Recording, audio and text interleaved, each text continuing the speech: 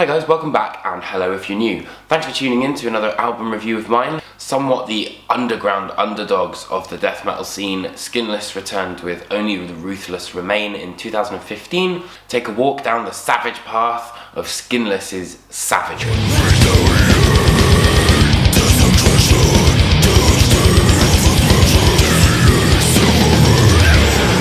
So, this is meat and potatoes death metal. There's no ifs or buts. It's just straight up bludgeon you over the head. It ties into the album's title perfectly because there is this element of savagery, and it has this real kind of sense of the primordial. What Skinless do incredibly well is groove. For example, on Siege Engine, Medieval, and of course, Line of Descent.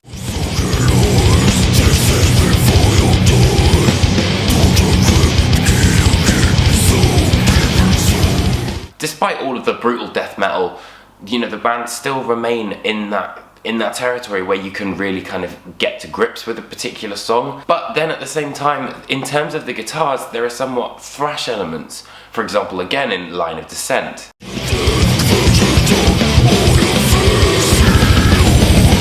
And another example in Exacting Revenge. But again, there are some really tasteful guitar solos, for example on the title track, Savagery.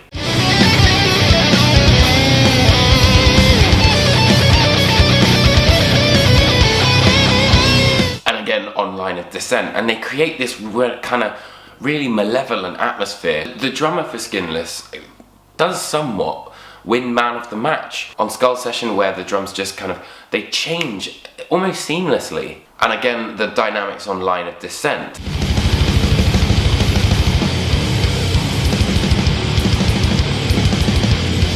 Don't hold anything back when it comes to the breakdowns. For example, in Savagery, the first track, you're introduced to this breakdown midway through the song and it just pummels you.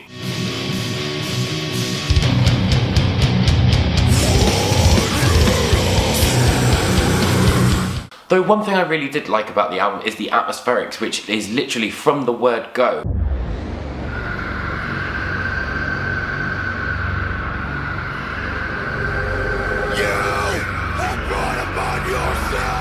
I don't know, it creates this malevolent atmosphere.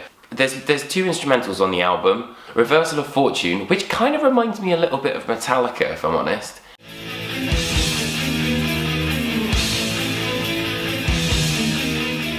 I've mentioned that there's thrash metal influences, death metal influences obviously, but in the way that the band have kind of crafted their solos, it reminded me somewhat of almost like a hard rock band.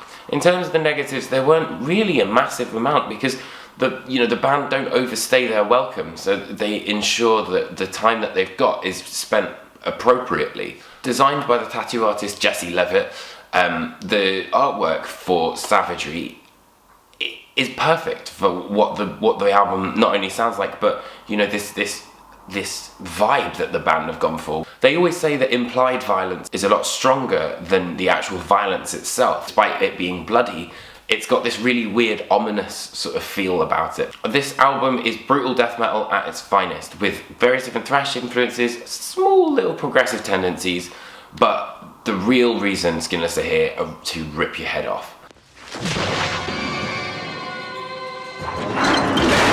And this album does that in a fantastic way. So I'm going to give this record a 4 out of 5. Skinless' brand new album, Savagery, is out via Relapse Records on May 11th, and you can pre-order the album underneath me. So I hope you guys liked this video. If you did, hit that like and subscribe button. Thanks for taking the time to watch it.